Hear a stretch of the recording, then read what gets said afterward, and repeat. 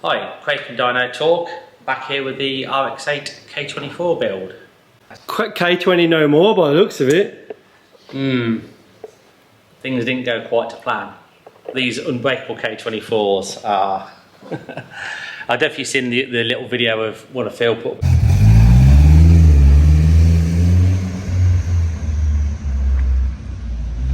It moves. What's happened, Craig? Well, that's just fell on the floor. Surely that should not be on the floor. It's a bit hot actually. Oh. It's this side, right, it's getting an LS. That's so disappointing. You're not mapping tomorrow then? I'm not mapping tomorrow, no. We were trying to get ready for the track day that you did last week. Yeah, which didn't go to plan either, but never mind. But never mind that. So basically got it all back together, it was all running. Well, it was all together first time really, got it all running. A few little jobs doing, ready to go to the dyno on Friday. So thought I'd have a little drive around the block, test the gearbox, because I've not used the gearbox before, and make sure it worked, and up and down here. Works in auto mode, no problem. Went into manual mode. It's good for because it pulls away in first in manual, which is like super low, so you can make it so it only pulls away in second, which we need to do. So just got up and down the estate. No, not really beating on it. I've got the wastegate wound open, so it can't really make any boost. Everything sounded fine. Just drove up the estate, sort of second, third, fourth, and boom, like almighty bang. I've never had in all the years, I've never had an engine blow on me. This is an actual blow, isn't it? Like, not just like rattled a bearing. No, doing all the dyno, everything, never had one go. And look, there's its guts. It was, I thought at first it selected two gears together, or... Can you see all the way, you can see all the way through. Oh yeah, it's a massive hole this side, you can't see them, no, but it's a massive hole this side. And you can hear all the bits bounce off the bottom of the car, and it's like, this is not good. So, and of course, you're sort of trying to get out of people's way. I was probably doing 3,000 revs, like 30, 40 miles, nothing ridiculous at all.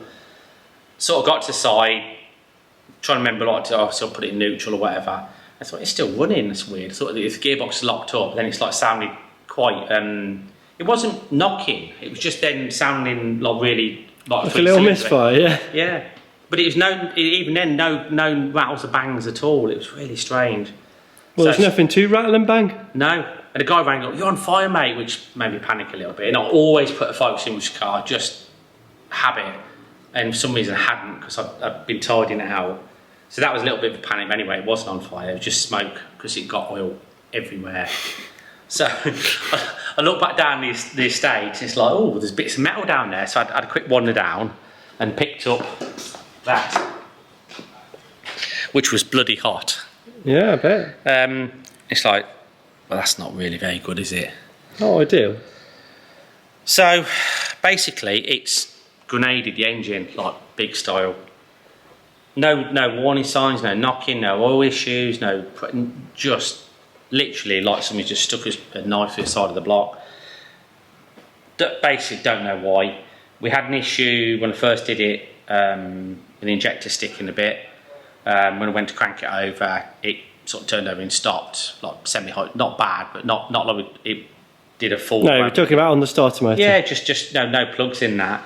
So whether it bent the rod a little bit, but there's no signs of like the bore, it cocking in the bore or anything. So really don't know whether, I mean the other half of the rod is jammed in the crank and then just going around with the crank, but it's chopped. It's chopped through the baffled sump. I think it's chopped through the new oil pump. It's made a real proper mess. Don't know why. There's nothing going into the cylinder. You can see the top of the head. There's no. It's not like it sucked anything in. There's no damage in the head. So I don't know whether it was a faulty engine. It was just a scrapyard engine, just a one off the local guy. Whether we'll ever know. So it's a bit late now, isn't it? Yeah, and it sort of doesn't matter really. I mean, I'm not too stressed about it, because these things happen. You can see. I don't know if can you focus in there? Yeah, well, I can just see mangled rod. Yeah, I mean the plan was always I was always going to build a proper engine for it. Because you read all think, oh, just slap it in, boost it, no problem, they do it good as gold, lasts forever. And they say the rods are weak, and I mean, they are tiny. It's like a motorbike rod. Is that like a 5.3 LS with a massive turbo? They'll do 1,000 horsepower occasionally for a bit. So I spoke to a couple of Honda guys, and one lad up in Scotland who was quite helpful, and the other guy was in at Clockwise Engineering, who basically really seems to know what he's talking about. I went to see him and said, what do I need to make it work? You know, and he said they'll do the power and they'll do a few runs, but if you want to actually run it so that you can do, I want to do 20 minutes, half-hour sessions. You know, I don't want to be coming back to this. You know, you've got to put rods, you've got to put pistons, which we sort of knew anyway. But he also said ideally exhaust valves, valve springs, guides, a few other bits and bobs. So have we got some new bits here then? We have. Since you've already got yourself a new engine. So I spoke to the guy who had the engine off. I don't think it, you know, I didn't rant or blame. I just said, look, you know, can you do us a bit of a deal, which he did. You know, I wasn't trying to blag him for, you know, I just said, look, there's been a problem, it's whatever. So he did me an engine a little bit cheaper, so thanks to him for that. So I've stripped it apart, and it's really clean inside. The one I had, like all the cams are rusty in it, and it was a bit of a mess. This one is much neater. I guess it's potluck of the scrapyard engine. It is, yeah. You know, and I accept that. You know, they're cheap engine. You know, they are what they are. You take your look. I didn't pull it apart and check it all. Maybe I should have done. You know, it was supposed to be like a cheap, easy build that sort of got out of control. As usual. Yeah. So whether we'll ever actually find out what I find. But anyway, what have we got here then? So, we've got some fancy bits. Or? Used K24. Yeah. Took it all apart. Crank looks perfect. The bearings look like brand new. Head's good. He said I need to put exhaust valve guides in because they'll be worn and they are. They're a little bit baggy. Right. And the seats are bad. And you're changing the valves to in-canal, did you say? These are ones he makes. They're in-canal, 1 mil over. There's enough meat in them to take them out to 1 mil over, and you obviously get to clean the seat up and that then. Valve so springs. these from, do you say Clockwise Engineering. Clockwise Engineering. He's basically the Honda guy who does all the real high-end stuff. Really nice guy, seems to really know his stuff, you know. You know, if it's LS or something, I sort of know what I'm doing with them, but this is... It's new to all of us, yeah, isn't it? You know, and there's a lot to be said, you know, if somebody knows what they're talking about, listen to them, you know. I'm not going to try and tell people I know what I'm doing with these, because I don't. So, beehive springs that he has produced, so smaller retainers, a bit like LS's, they have beehives. Obviously, you get the weight down on the valve train, valve spring seats. So these go in the head, do they? Yeah, they're the spring seats for the head. Right. Retainer springs. These are new rods. What makes that? Signs. I've heard of them before, never used them. Just an I-beam rod. They look a bit beefier than the... Well, that's actually the like the entry-level one. Right. They do some that are much beefier. He said, but if you're not running a lot of power, you're just adding weight into the engine, which I don't need. And I'm not. This isn't the power. I'm not after making no, it's not a drag car or anything, is it? You know, I'm not. I want to run it probably at a bar, and it does what it does. So that's them. I forget there's only 4 rods, 4 pistons. Yeah. That's a cheap build then. Is it? Yeah, right. So, and these are pistons. I think he said he has made them to his spec. So, Amiga. Right. Made in Birmingham. I used to use these in Rover V8s and build them. They were good. So, nice rod. Thick wall pin for the turbos. He said he'd use them in the turbo builds. So, pistons. They come with rings and stuff, do they? Yeah, it's a kit. Oh, it's like a kit with bearings and everything? No, that's just better. It's going for balancing, so right, okay. You need them for weight. He does a K20 head gasket that they have wire roded out, so it's exactly right on the bore rather than... Oh, right, okay. Rather than using a K24 one with different flow and it not quite being so right. So is this a K20 head? It's a K24. Right. but that's taken out to fit them pistons because they're like 1/2 mil over to clean the bore up. Right. Okay. Because you can see on the bore, you can see like shading on the bore where where there's like high spots and low spots on the bore itself. Yeah. You can see it on both of them actually. So this isn't the time to swap the head. Is that not what you do? Or? I've asked them, I said about doing the K20 head, and some people say, oh, it's an absolute must, and others, well, it doesn't really matter. I was going to, and I sort of got one lined up, but they're quite expensive, and the consensus is don't bother. You know, for what I'm going to run and the power I'm after, that head will be fine.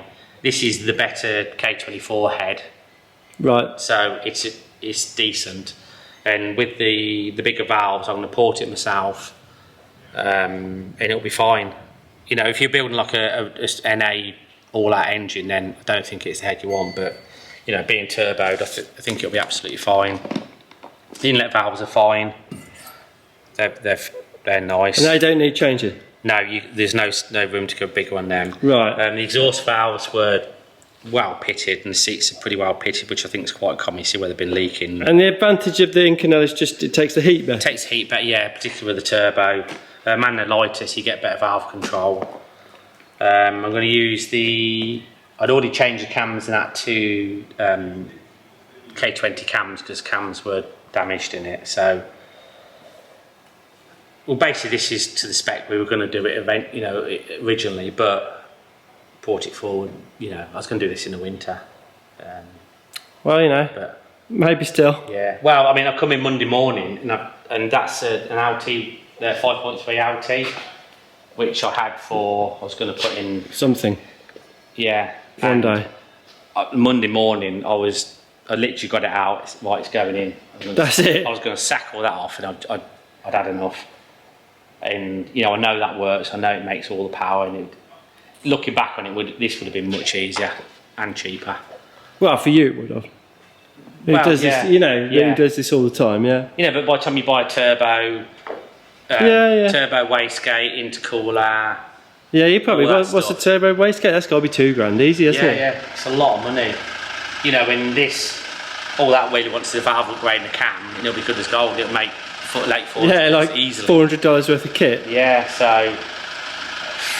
But I'm going to give this another go because I'm sure it'll be fine. I'm sure it'll be great once, but you know, the little one had that down. You know, the gearbox works and the paddle shifts work because I put